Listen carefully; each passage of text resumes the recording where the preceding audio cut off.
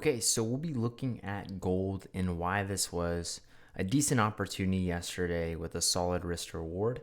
Now, if we look at gold on a weekly basis, and there might be a little bit of distraction because some of these lower time frames I have some markups that I've done, but we can see on the weekly that we have gone through and broken past this previous area of resistance. We've closed above it.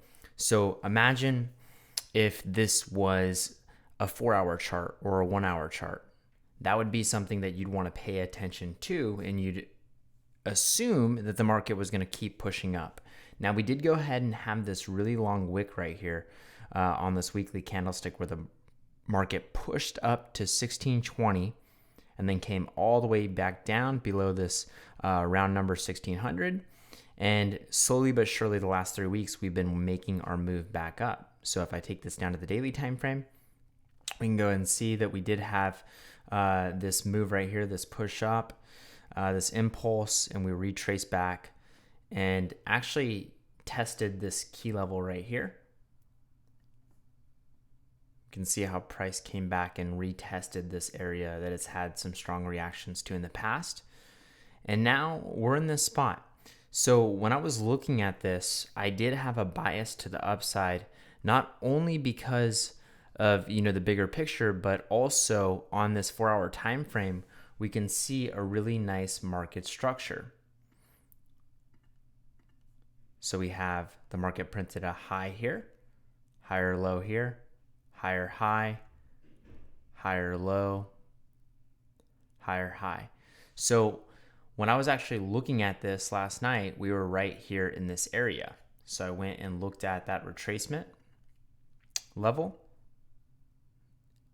And we actually came right into a 61.8. And you can actually see here how the market started to throw wicks to the downside. And you can see it a bit clearer here.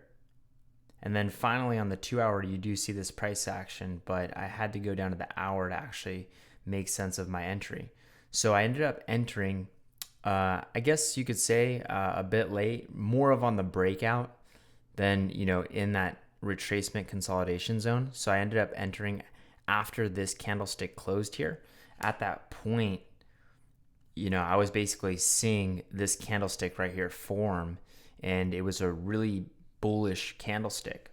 So I saw a lot of momentum to the upside, and I combined those different pieces, and I was looking at a decent risk to reward. Now, typically, when I go ahead and look to set my risk to reward up, I would go ahead and put a stop loss below structure.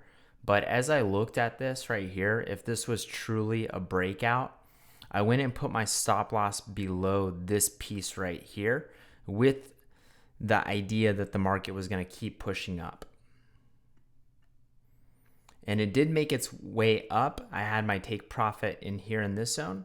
So it gave me about, let's go and see, it was about a 1 to 2, somewhere in that range.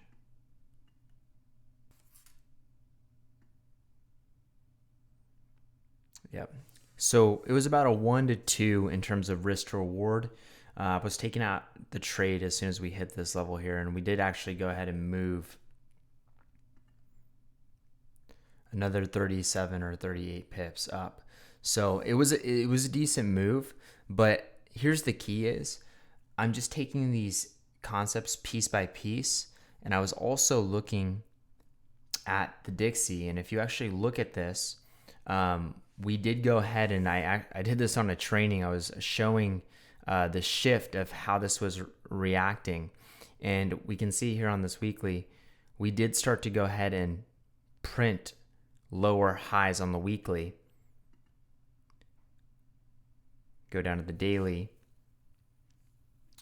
We were basically forming these candlesticks here. Now, we didn't necessarily have a downtrend structure overall, but you can see this a lot better from the weekly. Like I said, you can see that we are overall printing lower highs, and my bias was for this to go down just with how these candlesticks right here were forming.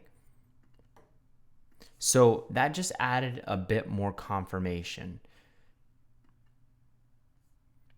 And we can go ahead and tie into this and look a little bit more in depth on the 4 hour, and you can actually see this shift in structure quite clearly. So we actually had higher highs and higher lows, and then we had a shift in the marketplace where we actually went and printed a lower low, retested here, and seeing this transpire really added a bit more confidence to go ahead and take gold to the upside. And if we close above this zone right here, I would stay bullish on gold. Now, it just really depends on what happens though, and I would be zoomed into these lower time frames because I do realize we did have a strong rejection here before.